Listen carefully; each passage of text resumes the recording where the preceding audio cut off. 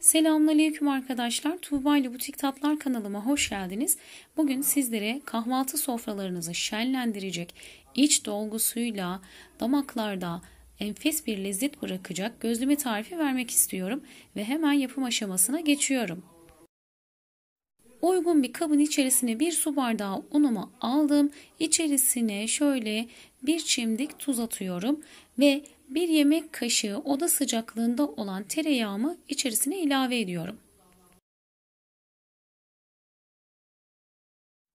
Yarım çay bardağı süt ilavesini yapıyorum ve hamurumu hemen yoğurmaya başlıyorum.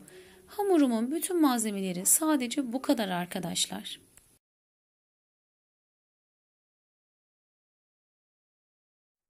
Kahvaltı sofralarınızın vazgeçilmezi olacak bu gözleme tarifini denemenizi tavsiye ediyorum. Tam ölçü, birebir ölçü veriyorum arkadaşlar. Denediğiniz zaman gerçekten lezzetine bayılacaksınız.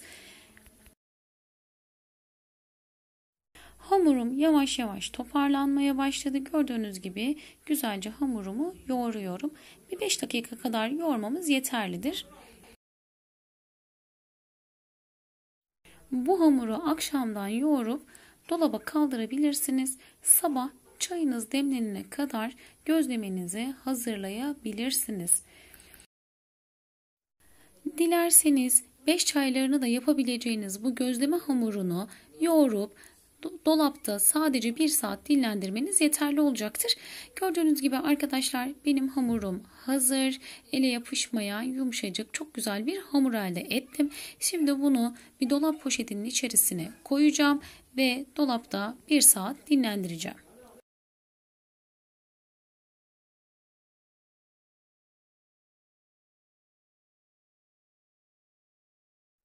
Hamurumu dolap poşetinin içerisine alıyorum. Dolaba kaldırıyorum. Hamurum dinlenirken hemen iç dolgusu için hazırlayacağım patateslerimi gördüğünüz gibi doğradım ve üzerine kaynar su koyuyorum. Haşlamaya bırakacağım.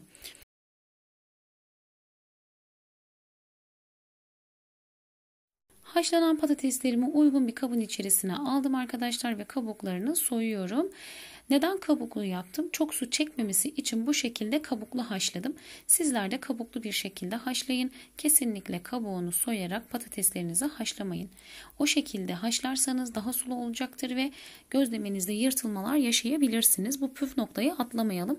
Şimdi hemen patatesimin içerisine bir yemek kaşığı tereyağımı ilave ediyorum ve patatesleri çatal yardımıyla eziyorum, püre haline getiriyorum.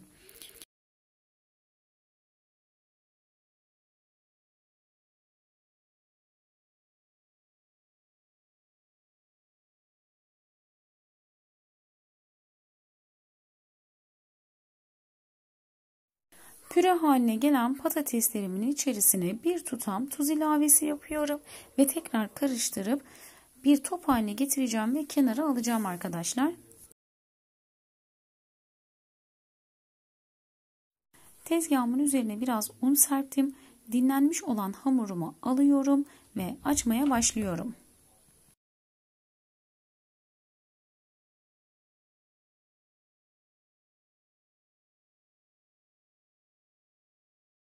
Hamurumuzu çok fazla inceltmeyeceğiz arkadaşlar. Kahvaltı tabağından az bir şey büyük olursa yeterlidir. Çünkü iç dolgusunu koyduktan sonra da tekrar açacağımız için çok fazla inceltmeye gerek yok. Bu tarifi birçok kanalda gördüm ve çok merak ettim. Benim şu an 3. yapışım arkadaşlar. Emin olun sizler de her zaman yapacaksınız. Çok lezzetli oluyor. Buna garanti veriyorum.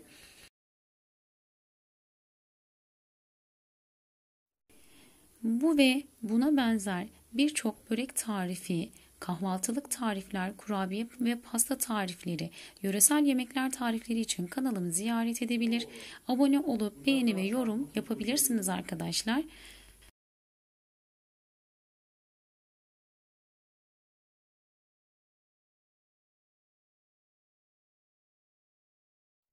Yeterli miktarda açmış olduğum hamurun içerisine püre haline getirdiğim patatesimi yerleştiriyorum.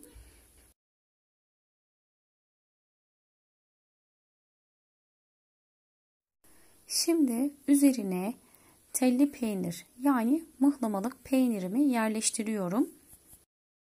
Hamurunuzu kapatabilecek kadar peynir ilavesi yapın arkadaşlar. Bu gözlemenin en güzel lezzeti işte bu peynirin fazlalığı. Yağ gibi akıp gidecek olan bu peyniri yerleştirebildiğiniz kadar yerleştirin.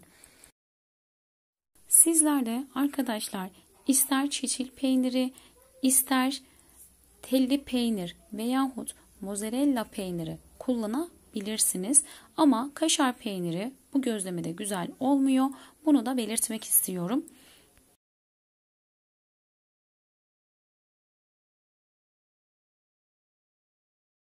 Gördüğünüz gibi hamurumu kenarlardan tutarak kapatıyorum ve ağzını iyice büzüp tekrar açmaya başlayacağım. Hamurumun ağzını tamamen büzdüm. Tezgahımın üzerine koyuyorum ve tekrar merdane yardımıyla hafif hafif genişletmeye çalışıyorum.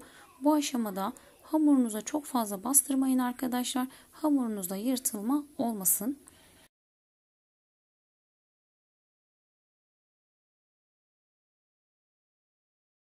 Tavamı ocağın üzerine aldım ve tamamen ısıttım. Isıtmış olduğum tavamın içerisine açmış olduğum gözlememi yerleştiriyorum.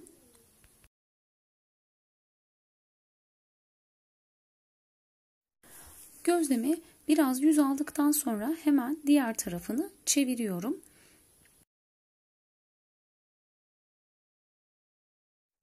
Ve şimdi bu tarafına tereyağı sürüyorum arkadaşlar. Bu şekilde alt üst çevirerek tereyağı sürerek gözlememizi nar gibi kızartacağız.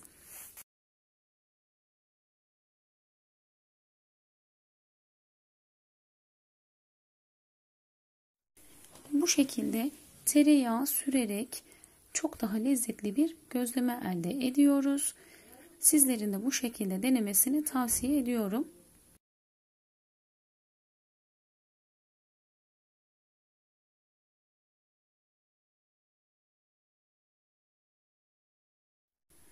Ve arkadaşlar şu an gördüğünüz gibi gözlemem kızardı ve hazır. Şimdi hemen servis tabağıma alıyorum ve sizler için sunuma hazırlıyorum.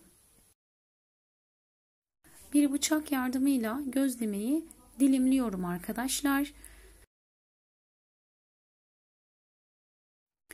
Bu tarifi denemenizi tavsiye ediyorum.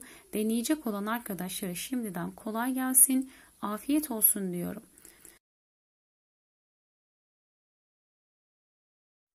Ve şimdi sizlere peynirin nasıl aktığını göstermek istiyorum.